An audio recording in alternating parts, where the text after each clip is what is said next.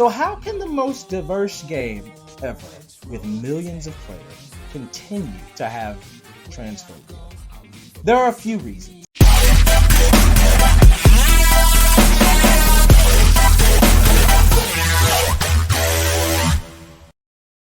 This is my stuff, and I'm gonna start it when I want to, which is right now. Hey guys, welcome back to GaymerONE. My name is Kyron Turner, aka Mr. One, aka GaymerONE, and I am here to provide you with an escape to go and level up and be great. There has been something, and if you do follow me on Twitter, shishing, I have been furiously and persistently defending a position that relates kinda to what we're going to talk about today. The game is Apex Legends, a game that is for the masses, a game that is a multiplayer experience built to bring you and your friends together. The problem that surrounds it does relate to what I want to talk to and what I have been talking to on Twitter and throughout my social media accounts, and it is the trans backlash. This game is the most diverse video game in history to date.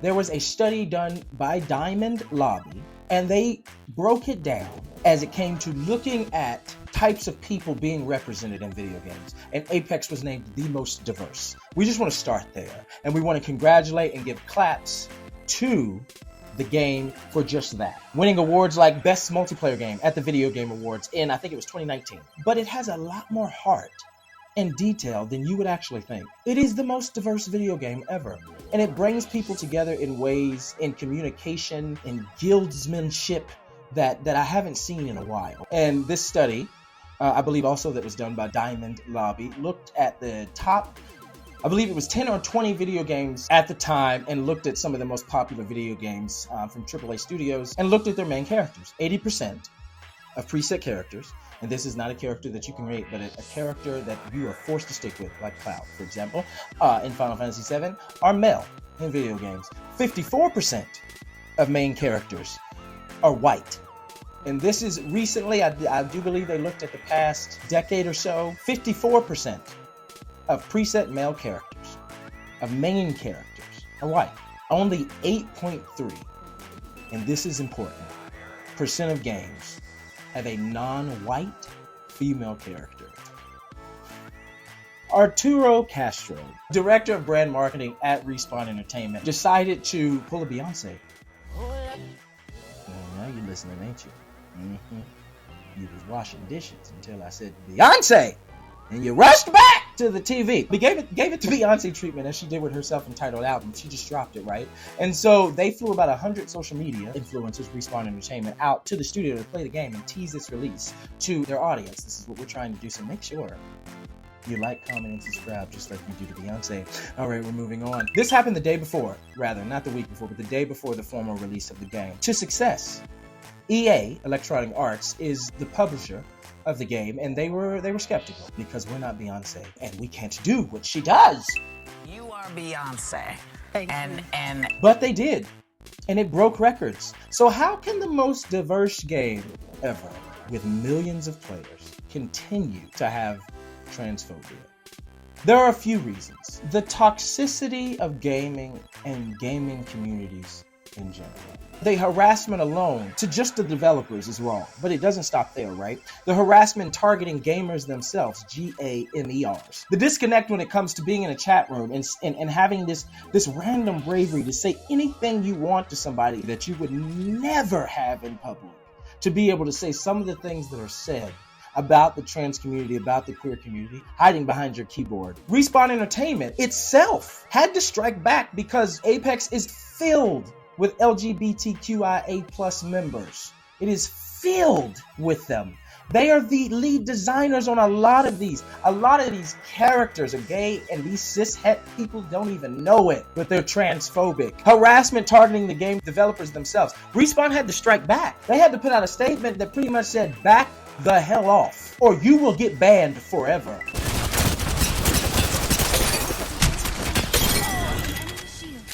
The whole squad is eliminated. Not bad if I say so myself. And then finally, the harassment targeting gamers, GaymerS's, and the toxicity behind that. The harassment is coming from gamers to gamers, GaymerS. And we relate that to simply looking at responses to characters that are created like Catalyst. And queer people being upset at certain aspects of the release of the character, but not being glad that this character is being represented, and that instead of attacking, we should criticize and work with to make better. These are the things that are ridiculous in gaming and that start this whole backlash out of nowhere.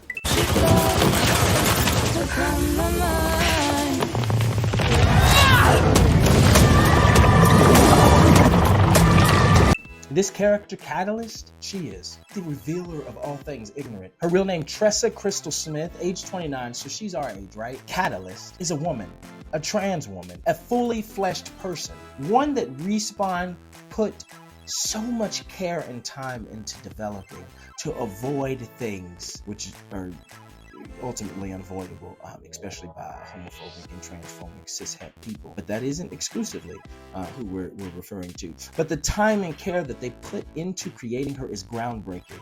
They literally consulted the voice actor of Catalyst, Melissa Grant, who is also a trans woman, which is very important.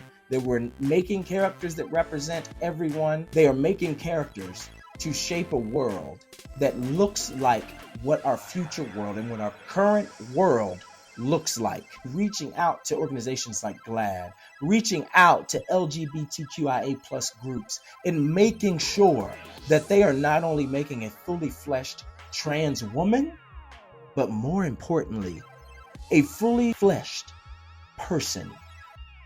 Because that's the thin line that they had to walk, right? Queer people and cishet transphobic people and queer highly opinionated people and transphobic people will look to anything to discredit a queer narrative that doesn't fit what they want.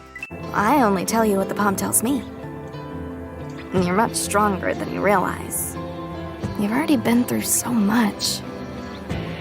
Transitioning. That was sort of hard. But look at you now. You'll go on to do great things. This, it has been seen.